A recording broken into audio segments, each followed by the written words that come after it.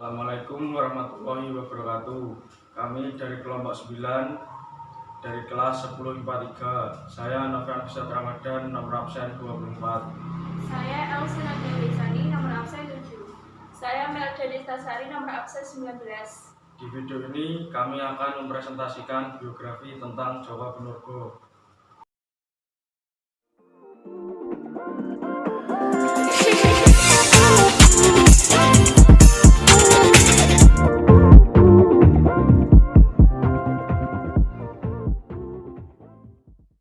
Kalian tahu nggak sih apa itu teks biografi? Teks biografi adalah teks yang mengisahkan tentang riwayat hidup seseorang yang diceritakan oleh orang lain. Dalam video kali ini, kami akan mempresentasikan tentang teks biografi mengenai Jawa Pinurbo.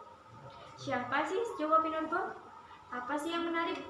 Nah, kalau kalian ingin tahu, simak video berikut ini. Pinurbo adalah penyair terkemuka Indonesia yang karya-karyanya telah menorehkan gaya dan warna tersendiri dalam dunia puisi Indonesia. Beliau lahir pada tanggal 11 Mei 1962 di Pelabuhan Ratu, Sukabumi. Beliau merupakan anak sulung dari pasangan Sumardi dan Ngasilah. Beliau bersama 3 saudaranya dibesarkan dalam kehidupan yang sederhana.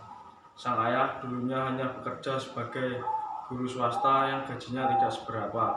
Sementara itu, ibunya adalah ibu rumah tangga yang mengurus rumah dan anak-anak. Kegemaran beliau mengarang puisi semakin tinggi sejak ia sekolah menengah atas. Kemudian beliau meneruskan kuliahnya di Universitas Sanata Dharma, Yogyakarta. Pinurbo sejak kecil bersekolah di SD Mardi Yuwana Warung Kiara di daerah Sukabumi.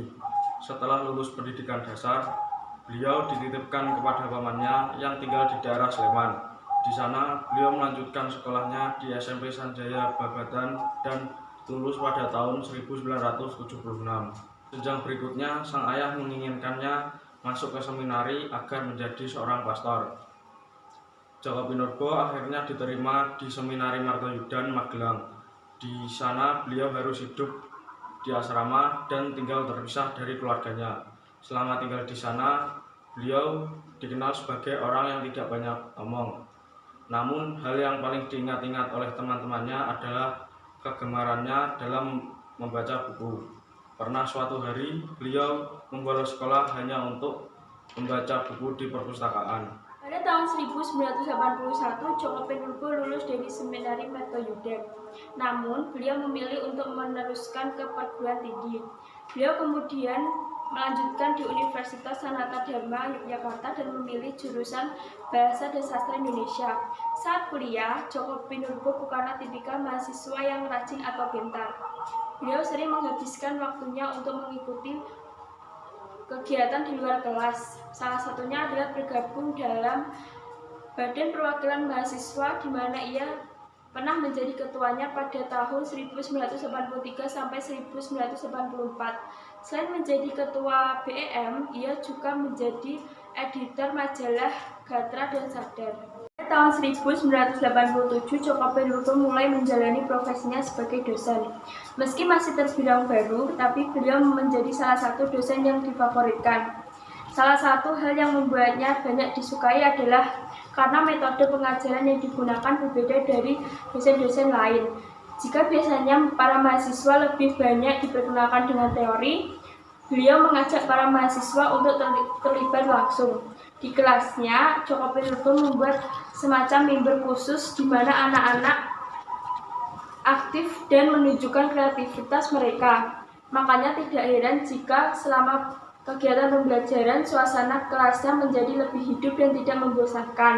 Pada tahun 1992, Joko Pinurbo kemudian beralih profesi menjadi editor di Gramedia.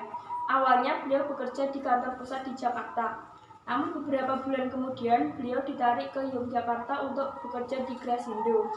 Di sini, beliau ditugaskan untuk mengurus majalah Arif yang secara khusus membahas jawaban soal-soal ujian sekolah dasar. Tidak hanya menjadi editor, Joko Pinurbo juga ikut serta dalam proyek sekolah dasar Mangunan yang digagas oleh Romo Mangunwijaya. Di sana ia menjadi perwakilan dari Gramedia. Sejak tahun 1999 hingga sekarang, sudah 10 buku kumpulan puisi yang diluncurkan. Di antaranya buku celana pada tahun 1999, Di Bawah Kibaran Sarung pada tahun 2001, Pacar Kecilku pada tahun 2002, Telepon Genggam pada tahun 2003, Kekasihku pada tahun 2004, dan Pacar Senja pada tahun 2005. Itu merupakan suatu jumlah yang sangat produktif, di mana 1 tahun 1 buku yang belum ada tandingannya oleh penyair lain dari Indonesia. Adapun beberapa buku kumpulan puisinya yang memperoleh hadiah sastra lontar pada tahun 2001, SIH Award atau penghargaan puisi terbaik jurnal puisi pada tahun 2001, penghargaan sastra pusat bahasa Duktiknas pada tahun 2002, tokoh sastra pilihan Tempo pada tahun 2001, dan penghargaan sastra pusat Katulistiwa pada tahun 2002.